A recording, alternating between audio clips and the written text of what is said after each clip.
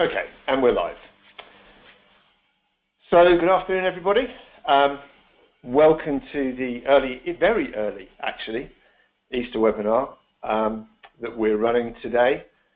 Thank you for being there. I hope you get a lot out of the next hour. Let me take you through what we want to cover. So, headlines are, we will cover where we are now in terms of current leadership thinking and leadership assumptions. Also talking about how assumptions are starting to shift. I'll make a clear case for the business case for focusing on leader strengths today, and also I'll give you an opportunity to see what we're doing with other organizations and what we're hearing from other organizations in terms of their focus on leadership development. As I mentioned, my name is Paul Brewerton. I am Joint Managing Director and co-founder of Strengths Partnership and co-creator of the Strengthscope assessment system. So, what I wanted to do before we start is to run a quick poll. We do this on all of our webinars. And what you'll see on your screens in a moment, please bear with me from a technology point of view, is a poll which gives you options around answering a question. And that question today is going to be, what is the greatest risk in your view to staff engagement today? You'll have three options presented to you, and if you could pick one of those, I'll be able to see how many people have responded. What we'll do is we'll be sending out, following on from today's webinar, an email which will have more information about what we've covered today. I believe it has a copy of the slides as well, and it will also have the poll results that will come to you. So I'm just going to call up that poll now. Okay, so hopefully you can all see the poll right now.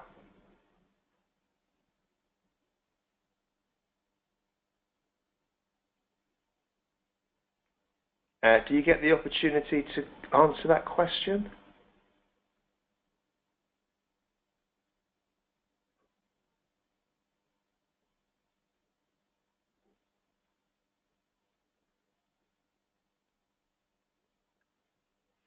So it looks like some of you guys cannot see this. Maybe we're looking at the poll results.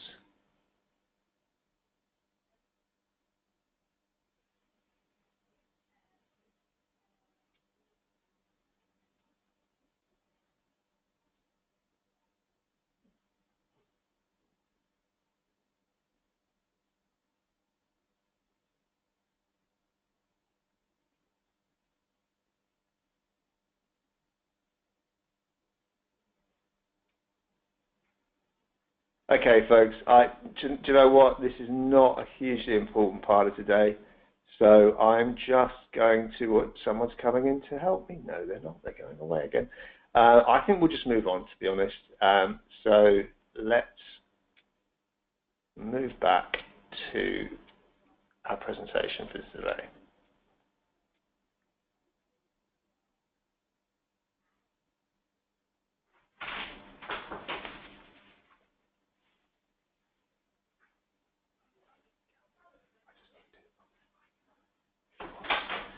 Okay, so folks, you've seen the agenda.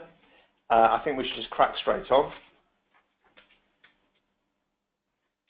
And that's what we'll do. So, I wanted to start with a fairly kind of ominous looking cloud or storm system. And this is kind of signifying what leaders today are facing. So, significant turbulence really in the form of increased competition, disruptive technological change, political change, and if you look carefully, I believe you can see the profile of Donald Trump, possibly in that cloud formation, or possibly not.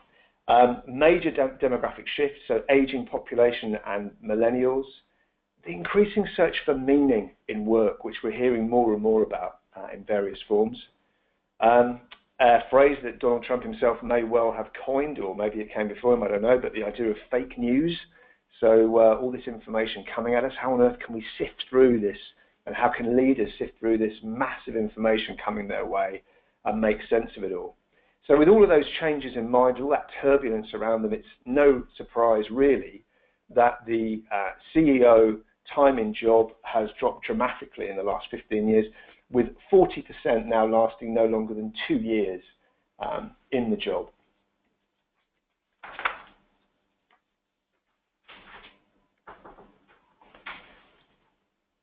So what unfortunately we're seeing is even though we invest around £20 billion an annum on leadership development, we're still seeing that CEO tenure dropping, and also engagement and loyalty ratings are dropping as well. We have scandals on the rise, recent times, FIFA, Volkswagen, Toshiba, and there's a question here around why we're not producing better leaders. Well, perhaps the assumptions around the way we select and develop leaders are wrong.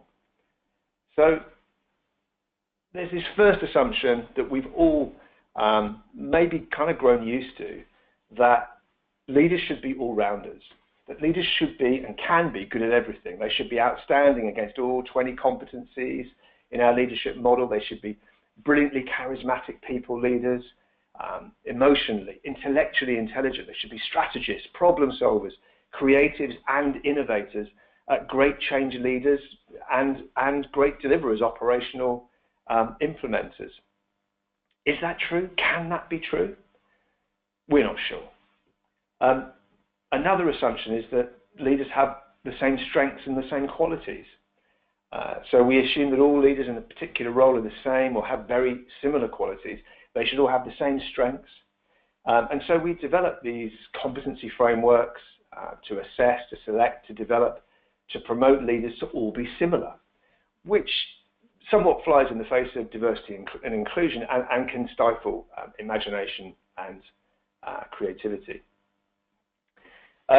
Third point here is that leaders achieve great feats on their own. The idea of the hero leader is alive and well in all facets of society. I'm mentioning him again for the third time, I think, already, but Donald Trump himself during his election campaign often went on record almost with this I mantra. It's me who can turn this country around and make this country great again. So people still gravitate towards this idea of the hero leader. That leaders are often seen as omnipotent superheroes who can achieve great things on their own. But as we know, the greatest teams have hundreds of people or thousands of people around them. Like the F1 team, for example, 100 people on the track supporting the driver. Leadership cannot be done alone. Fourth point here is that it's a common assumption leaders make all the decisions and direct rather than inspire and engage other people to find their own solutions, which is why we often meet leaders who think they need to have all the right answers rather than asking the right questions. And the final point is that if you overcome your weaknesses as a leader, then that's going to create a pathway to success. So there's still this common view, being a good leader is only achieved when you address all your weaknesses. So if you focus on eradicating weakness and stopping yourself from failing, you'll become great. Imperfections, vulnerability isn't really accepted, tolerated, and people are concerned about talking openly about these things, particularly those in senior positions. So, question here on the quest for the all-rounder is, notionally, and some of you on the call will be familiar with our strengths assessment tool, Strengthscope. Talk a little bit more about that later.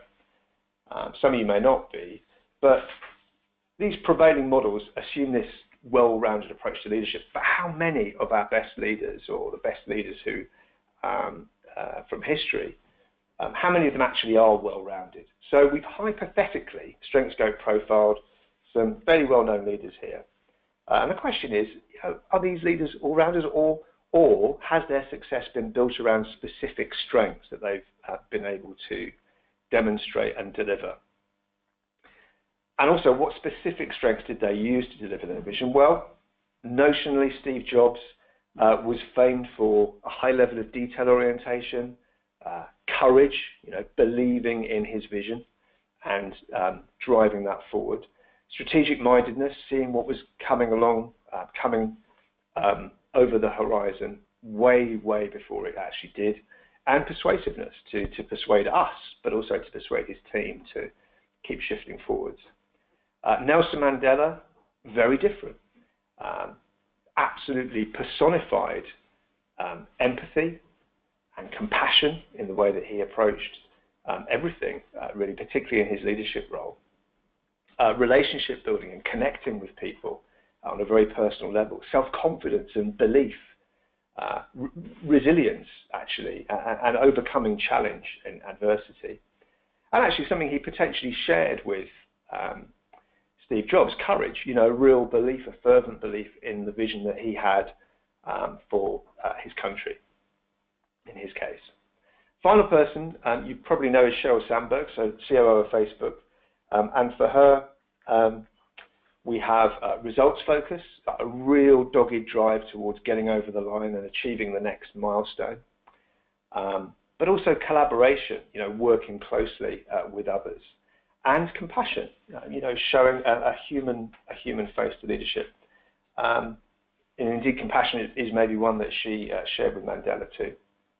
So you can see from these examples, brief as they may be and notional as they may be, that actually the most effective leaders tend more to focus on the strengths that they do have and work towards gaining knowledge as to how they can use those strengths effectively. At times, any of those strengths can become limiting risk qualities as well, which is also important to recognize, and we'll come on to that in a little while. So, as anyone who follows sport knows, there's a big difference between good and great. So what is it then that underpins talent and mastery? Because that's been raging for decades, particularly the nature-nurture debate. So most experts now agree that nurture is probably more important than nature in producing great talent. People like Mozart, for example, had a great head start. His father was a composer and coached him from an early age. The science of talent, so psychological, sociological, neurological strands of research, is producing strong evidence that excellence comes about when people love what they do, because that provides them with the fuel to stick to the task and master it, even when times get tough and others around them might give up. So they first of all love what they do. They're playing to their strengths. They have that passion. Perseverance and grit is increasingly seen as important too. So having the self-control to persevere, to achieve long-term goals, is seen as a critical trait for people who are going to go on to achieve excellence in their chosen field. So this could be typified in Strengthscope terms as emotional strengths, perhaps so confidence, self-belief, courage, resilience, optimism. All of these are drawing from within for the individual so that they can overcome adversity. Third point, practice. Lots of practice. This is true in sport, but it's true too in the world of work. So people who achieve greatness will put in thousands of hours of practice, 10,000, 15,000 hours, dispelling the myth about overnight success. So practice is important to, at the neurological level, to strengthen neural pathways to the specific tasks that are being mastered. The more we practice, the more those parts of the brain involved in the activity become activated, and the myelin that wraps itself around the neural pathway to insulate it actually and make that connection stronger and the neurons move faster, actually becomes thicker the more you practice. So that then produces faster, more potent, reliable signal quality. So there's really good increasingly underlying scientific evidence of the importance of practice in achieving excellence. Finally, really importantly, none of this counts for anything if you're not in the right culture, if you're not in the right climate in order to achieve that outstanding performance over time. So even if the person has passion and perseverance and grit and puts lots of practice and lots of hours, thousands of hours in, their chances of achieving excellence aren't guaranteed if the conditions are not right. So for leaders, working in and setting the right work culture are vital to people playing to their best. That's true of everybody, true of all employees, but leaders, of course, set that tone.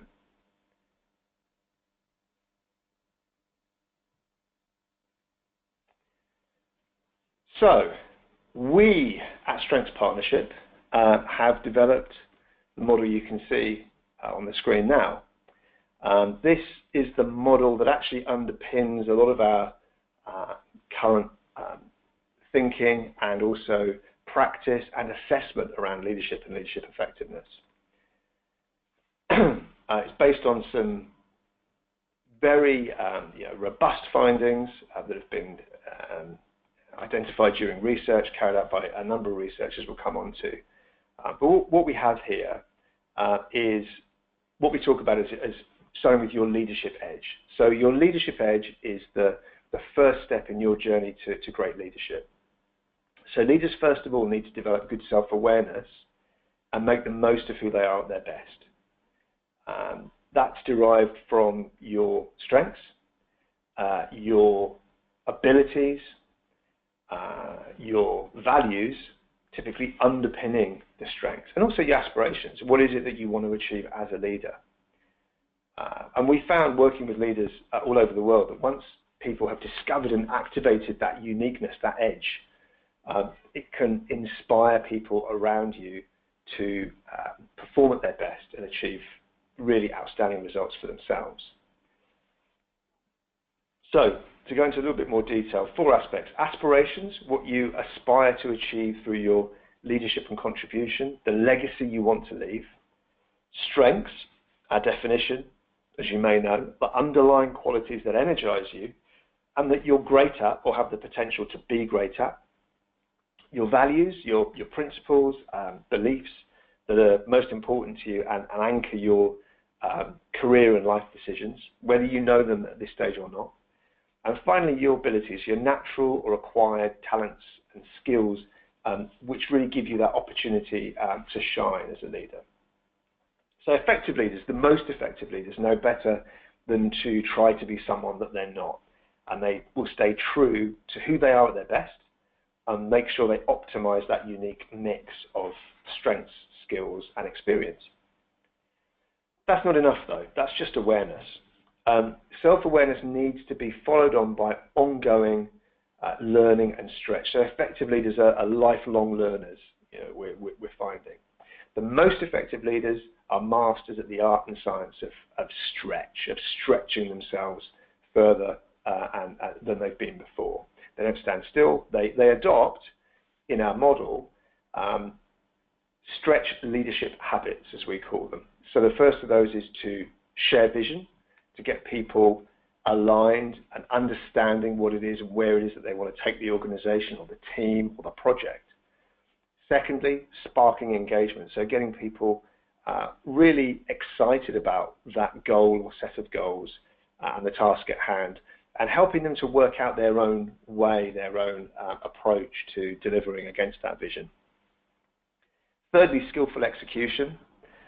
So really having the processes and the disciplines in place to ensure that delegation can be effective, that people's progress is monitored and that they have regular feedback on that progress as well, in order for them to understand how far away from or how close they are to achieving their goals. And then ultimately sustaining progress, so learning continuously over time and preparing for the next round of delivery, perhaps. All of these things we found to be extremely important, and they're right the way through the model. So building on others' work, Blanchard, Bass, Cousins and Posner, Warren Bennis, and many other names as well. What we found, though, that's really important is that these leadership habits can be learned.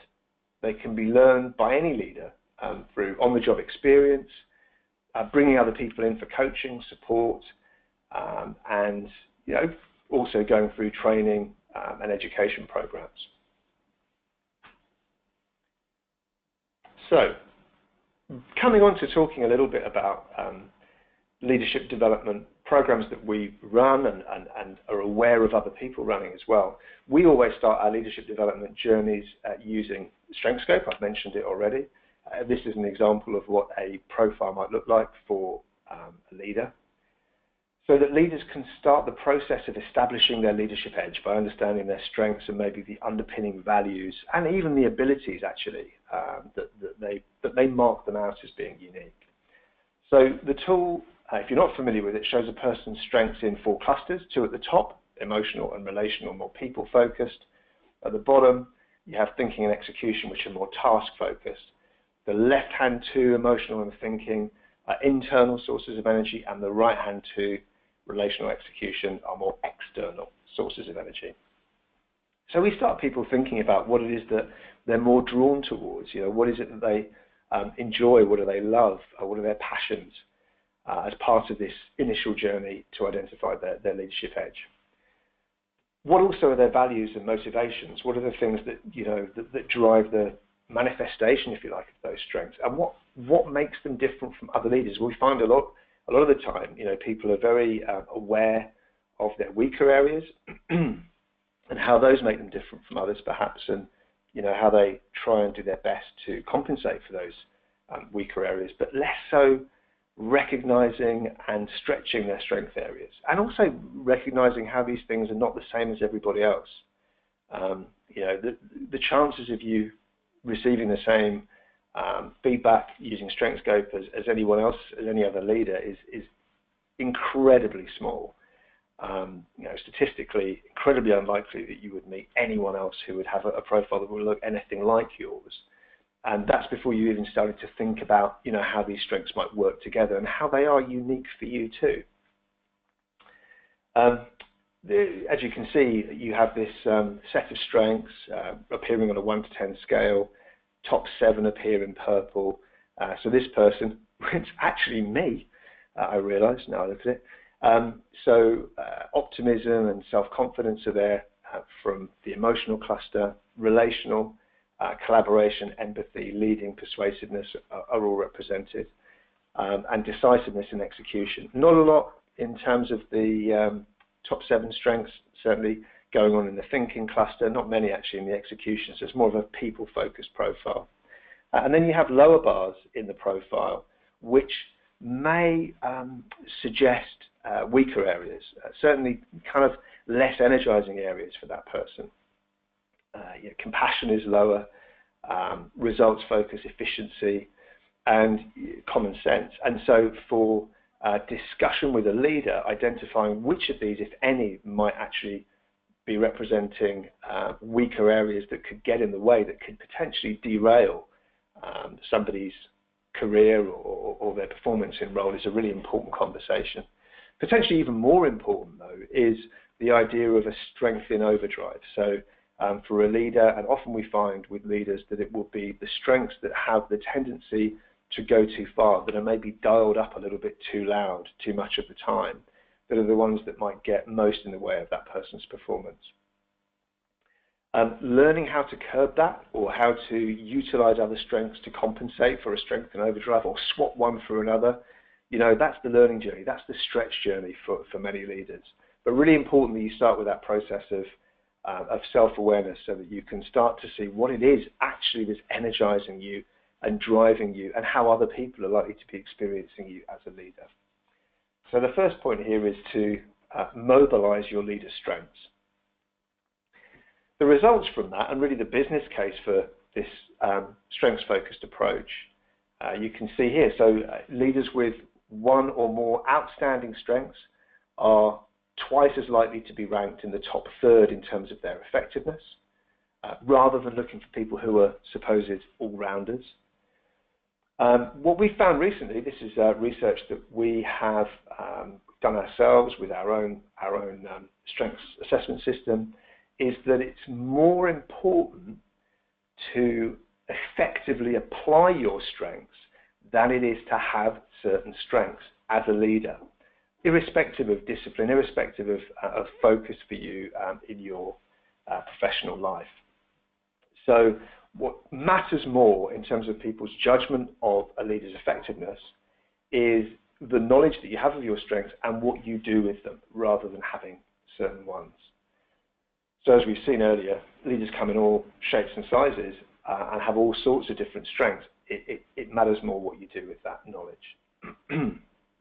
Final point, and this is where we're moving more into organizational benefits.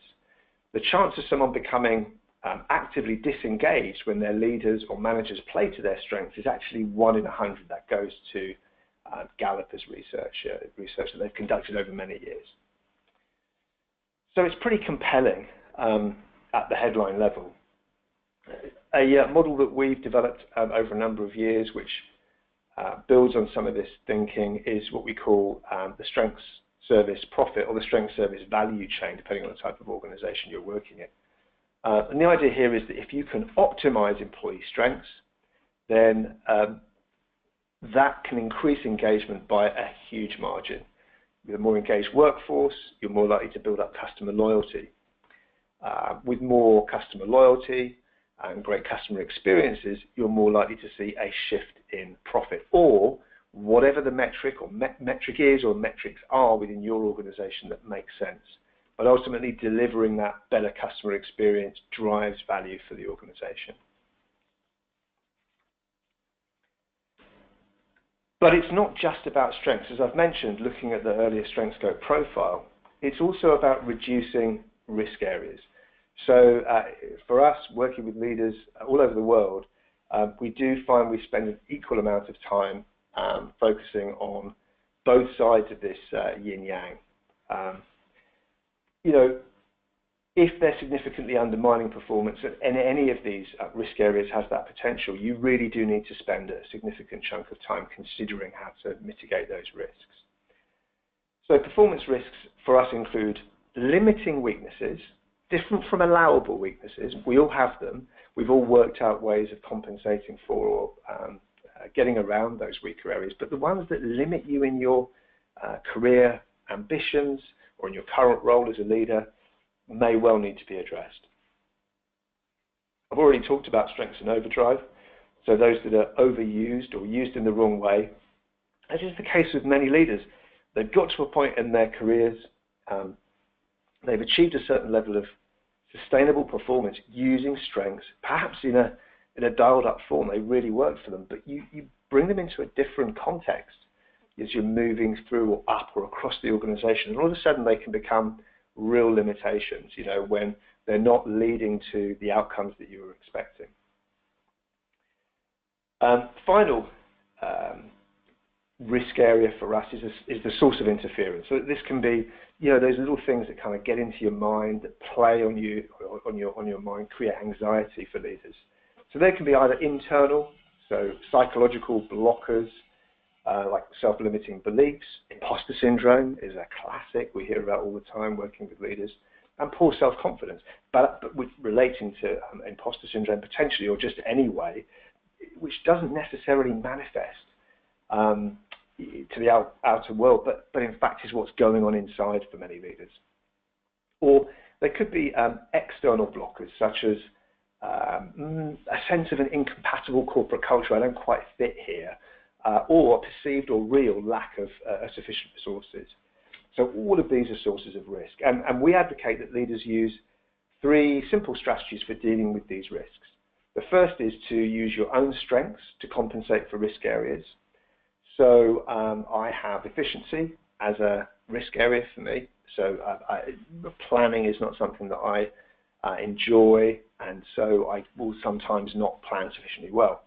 But I've had feedback over the years that people don't experience me as inefficient, and the reason for that is that I'm using very consciously my collaboration strength, which is really important for me. So I'm unlikely to be late for meetings or appointments to speak to people, and I also won't be slow in getting back to people if they've dropped me a message or whatever, because I value the relationship, I value the collaboration between myself and that person. So, there's a conscious use of a different strength to create a similar outcome. But I'm aware of the fact that my inefficiency can really get in the way. So the second point here is to bring in other people with strengths that you lack. And as I've mentioned, if I lack efficiency, then having a team who can compensate for that, who are real great operational planners and deliverers, is really going to help compensate for that being a risk for me. So I absolutely bring in people, for example, who have detail orientation, who have results focus, who have efficiency, to compensate for those areas that I lack. Third point here is being intentional in building new habits. So this is the idea that sometimes you really just need to, nut down and go for it. And this is also going to mitigate areas of risk and prevent failure.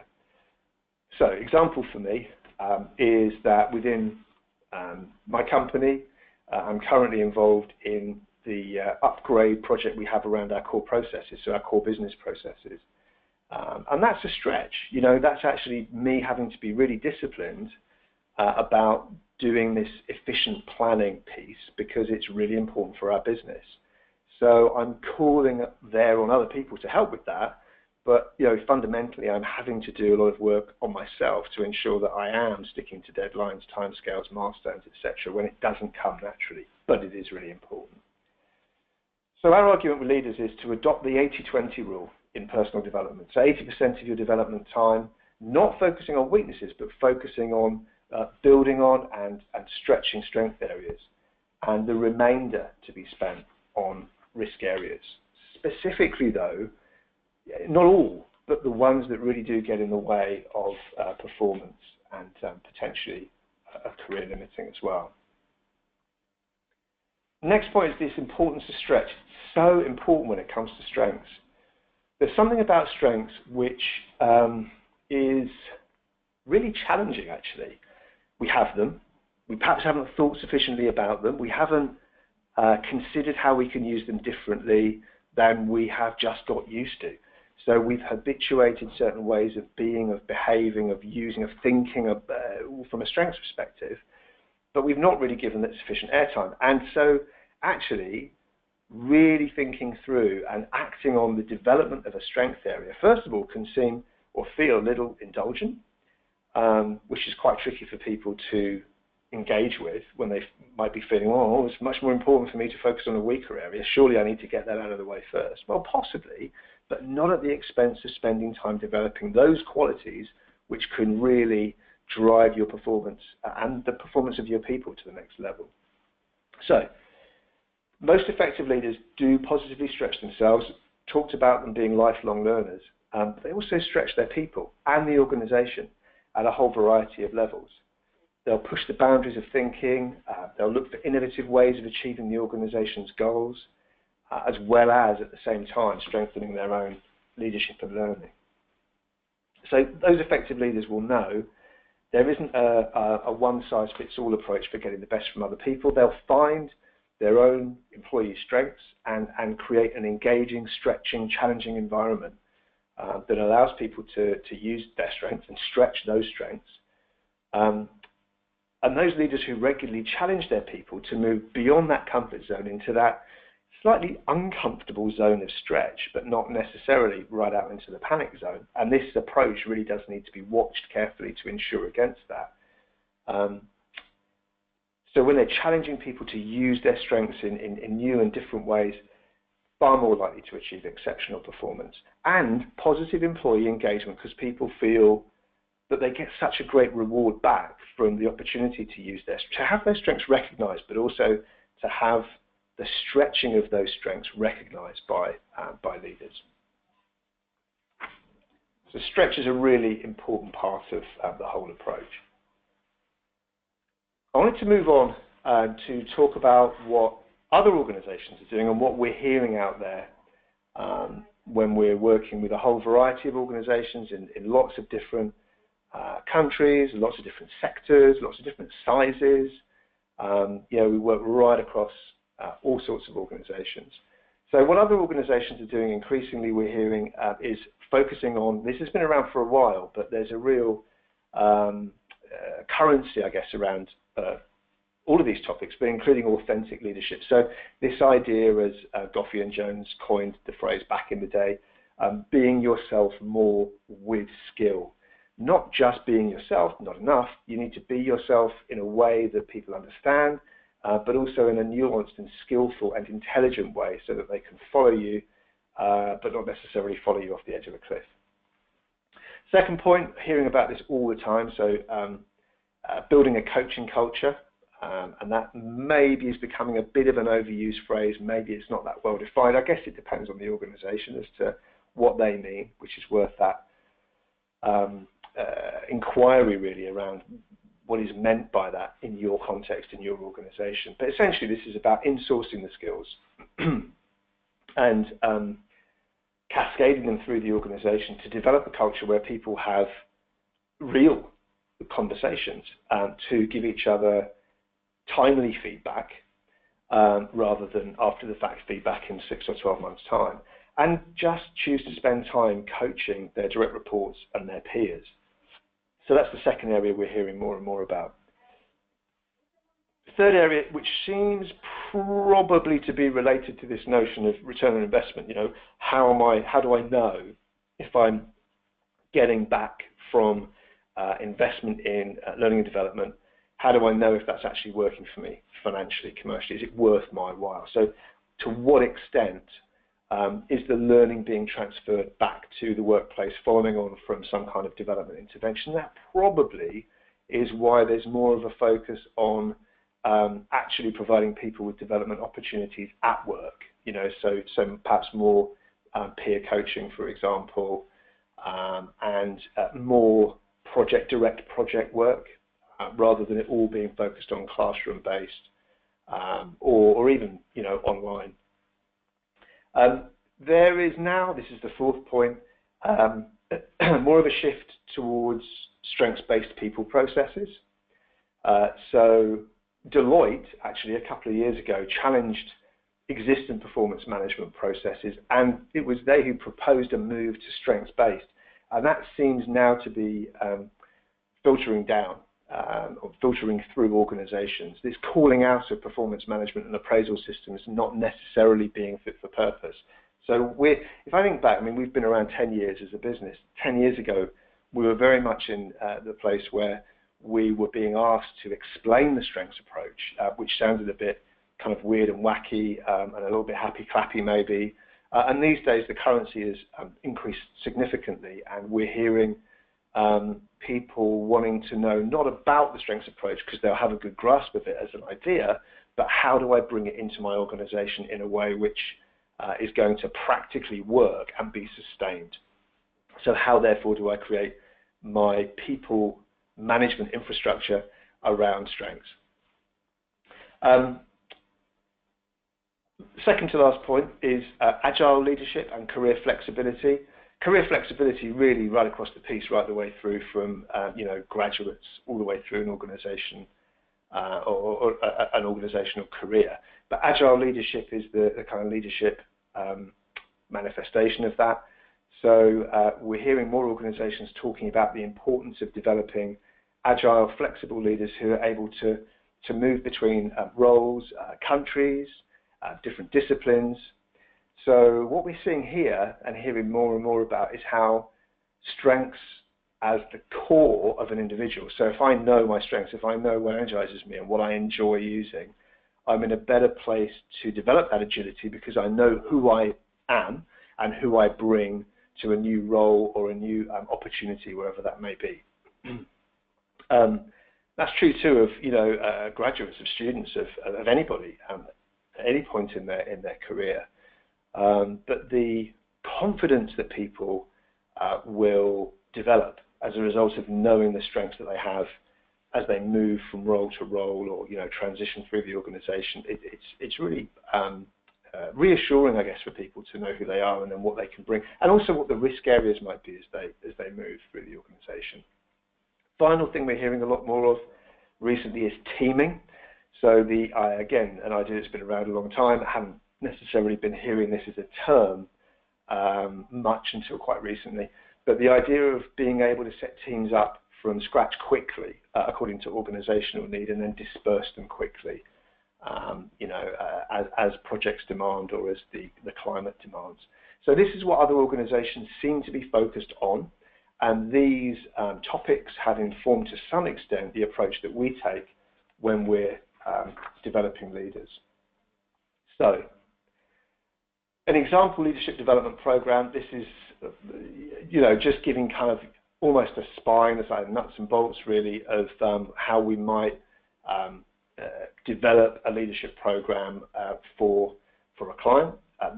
They certainly don't all look like this, but it kind of gives you some headlines really about how we approach it, and also how our clients are using this kind of knowledge. So we start with self-awareness. We may use a range of different approaches, diagnostic approaches to help with that. We almost always will use Strengthscope Leader, which is the model that we saw earlier with the leadership edge in the center and the 4 areas of behavior around the outside, just to help people understand, who it is that they bring to each role. Skill building remains an essential part of any leadership program we develop. So what we're finding now is that following on from that self-awareness piece, most typically we are including skills around coaching, dealing with and leading change, and also how to develop high-performing teams who stay high-performing. So those are the most kind of common modules that we will develop with a client, or we're most often being asked for or can see gaps for. The methods that we use really do vary. There are some examples here. Increasingly, we're seeing peer coaching being used. We can absolutely see the value of that in so many ways. So if you're setting up peer coaching groups or pairs, then people are actually developing relationships with colleagues on their cohort from right from the beginning of a program, which has its own benefits anyway. They're learning how to be more effective coaches as they go. So peer coaching, definitely seeing more of that. Also helping to create that coaching culture, really just based on experience. Online tools and resources are becoming increasingly the norm, so people are almost expecting content to be available online, maybe cloud-based, maybe intranet-based, depending on the client. But being able to call down on tools that are going to help support the learning. Bridge work here, so in between times, doing the work that's needed. Much like with coaching, actually the real work is done in between modules rather than in the classroom, although there is learning clearly that happens there as well. Project work, real-world projects, so particularly with emerging leader, kind of high potential, middle management type leadership programs, having real-world projects that individuals and teams can focus on, we're seeing increasingly being requested. It gives an easy answer to the return on investment question if there's genuine benefit provided for the organisation with the outcomes from these projects, of course. But there's also lots of application and transfer of learning that can be achieved because of the real application into a project. And we use forum theatre as well from time to time. So if you're not familiar with that, it's essentially having actors who can come in and demonstrate or be kind of used to show different ways that people can interact with each other and the different effects that can have depending on the approach that's taken. Second to last element here is around evaluation. So we have within the strengths assessment system the Strengths Engagement Index, which shows shift of engagement over time, following on from, so you like a pre and post measure, which provides a sense of the value of the approach. But often it's much more than that. So it could be financial return coming from real projects. There may well be other forms of evaluation that make sense depending on what we're being asked to do. So our recommendation always is to have that thinking and those discussions early on while the leadership program is being designed. And then finally, most of the work that we're doing around strengths involves certainly some thought being given to and consideration being given to how you cascade this down. So thinking about how leaders will want to use the approach with their own teams at the least, and in some cases it will be further than that. So it will be taking it down right the way through the organisation and thinking about how that can become programmatic right the way through a whole business or organization right from the outset. So there's a cascade available, possible for everybody to access this material right the way through the organization. So I just wanted to give you some sort of headlines really on the types of things that we're including and seeing now in our leadership development programs. Hopefully that's useful. So to finish off, we have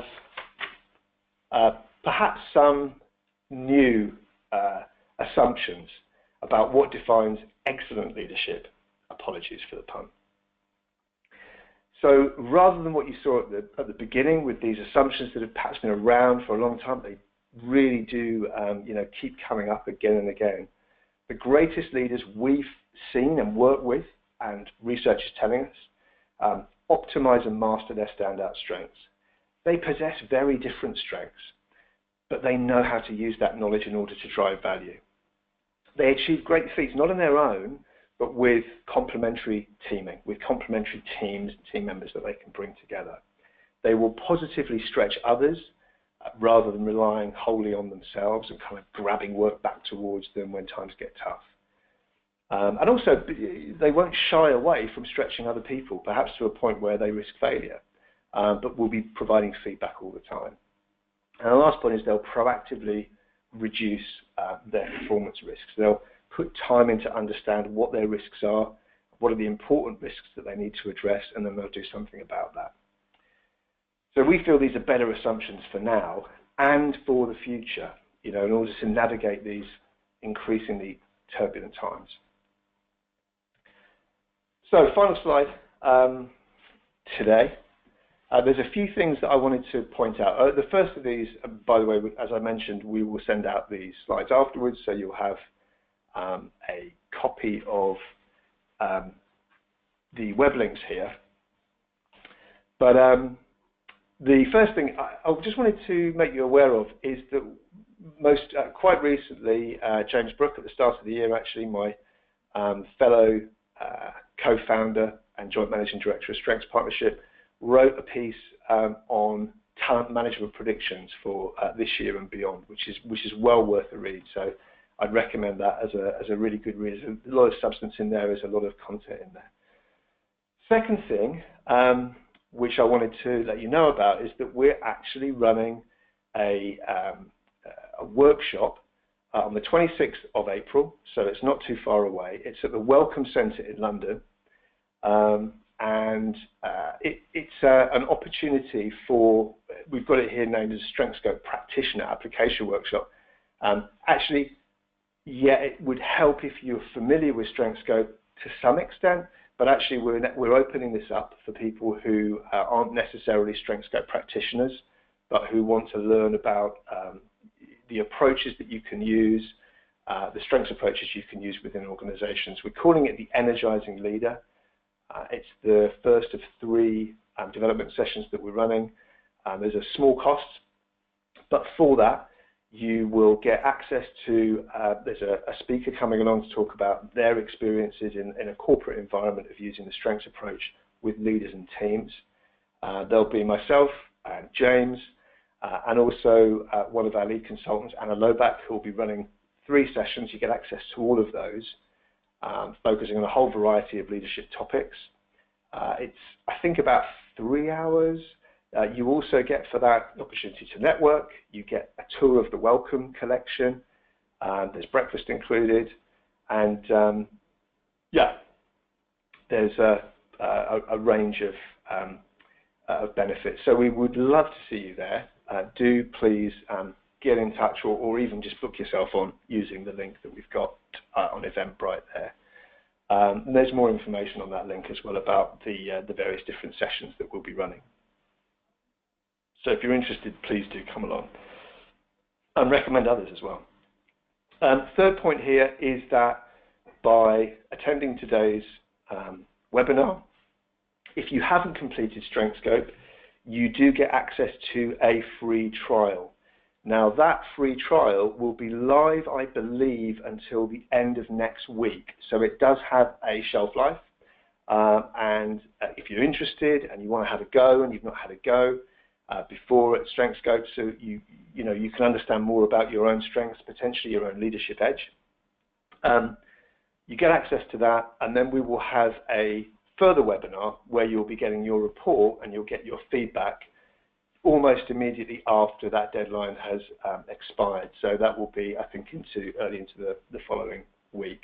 So that is it's a free trial of Strengthscope. So not Strengthscope Leader or any of the other modules that we have within this system, but it's just the standard Strengthscope if you're not familiar with that as a tool. Final point is that we will be sending out a follow-up email with all of this information and the slides, and indeed the Strengthscope login details as well, if you're wanting to have a go with that, and all the details around when that webinar will be and so on, so you can put yourself onto that too. So I believe that's all I had to say for today. We are finishing about 7 minutes early. I hope you found that of use. The intention today was really to talk about how assumptions are shifting, to give you some insights into some of the hot topics that we're hearing about from a leadership development point of view, to share with you our approach to leadership development and how that might be different from some of the approaches that are out there and are being used, and to give you some some practical stuff to go away and think about, in terms of building your own leadership development program. So I hope you found today of benefit and useful, and look forward to seeing you again sometime. And could you please leave feedback? I think that automatically comes up when we close the webinar. So I'd like to say thank you very much. Really appreciate you logging on today, and look forward to seeing you again soon. Thank you.